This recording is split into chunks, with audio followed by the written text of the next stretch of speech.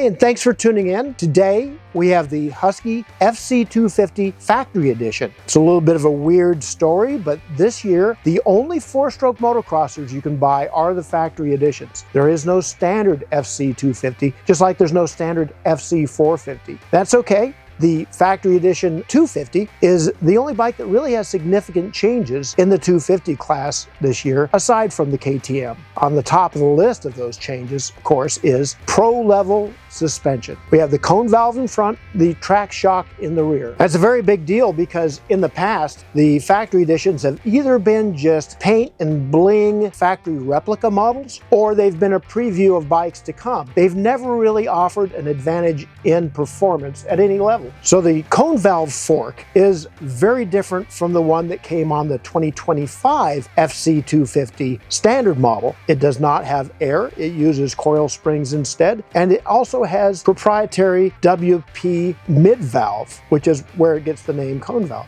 In the rear, the track shock employs the track system, which slightly alters rebound damping when the shock feels that the bike is leaving the ground. That helps you with seat bumps and things like that. In addition to the suspension, there are all the items that we normally see on the factory editions. That includes split triple clamps, disc guard, and a number of anodized bits and pieces, including the Pro wheel set. Normally, the factory edition is about $1,000 more than the standard model. But again, there is no standard model FC250 for 2026.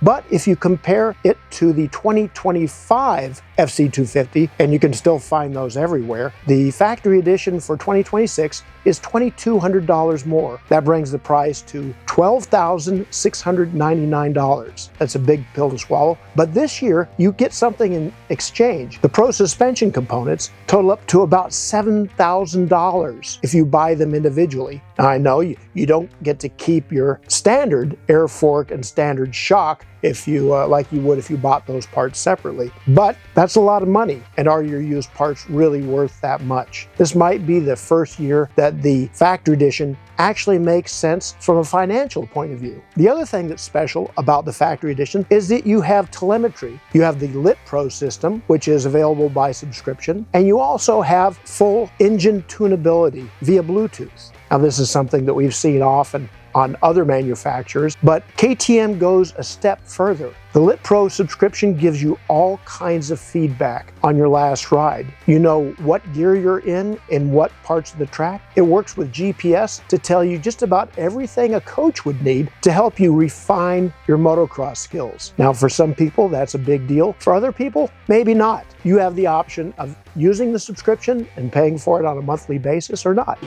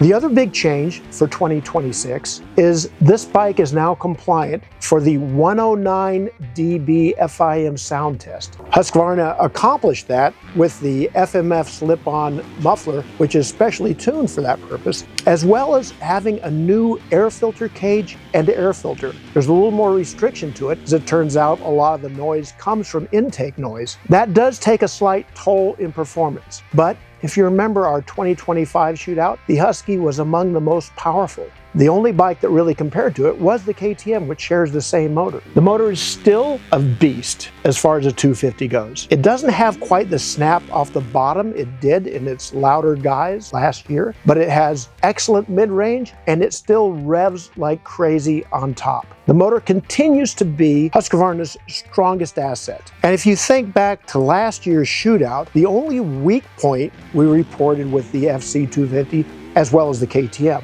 was the suspension, mostly in the front. The exact air fork is still the best air fork that's ever come on a production bike, but it wasn't up to the same standard set by the Yamaha YZ250F and even the Honda CRF 250R. Now, the suspension has at least the potential to be far, far better than, well, anything on a production bike. Here's the catch. When WP sells those units, they aren't specifically tuned for any particular rider. They kind of have generic settings. If by accident you happen to be about a 180-pound intermediate/pro, it might be spot on for you. But almost everybody else is going to have to take the suspension components off their brand new bike and have them tuned. Now, it doesn't mean that they're poor. It just means you're leaving a lot of performance on the table if you don't.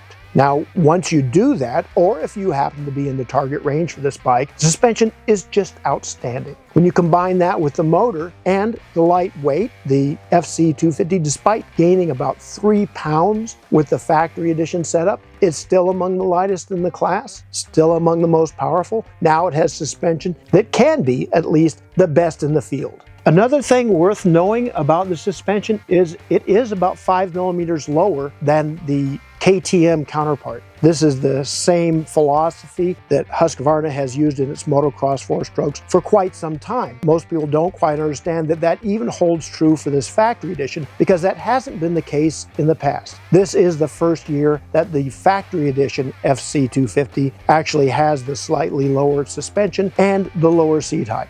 Now, for the most part, people don't really notice any difference in suspension performance on the track. They might, however, notice some difference in ground clearance. If you're in deep ruts, you can have your feet wiped off the foot pegs if you're really, really sensitive to that sort of thing. But for the most part, we're only talking about 5 millimeters. We've heard reports of an inch change in seat height and all that. That's all pretty much nonsense. The bike is only a little bit shorter than the KTM counterpart. We really love this bike. We're going to continue riding it, and we'll have a full test in the April 2026 print edition of Dirtbike, which you can still buy on almost any newsstand if you can find a newsstand. If you can't, there's always dirtbikemagazine.com, and check in with us on our various social media platforms. I'm Ron Lawson. Thanks for watching.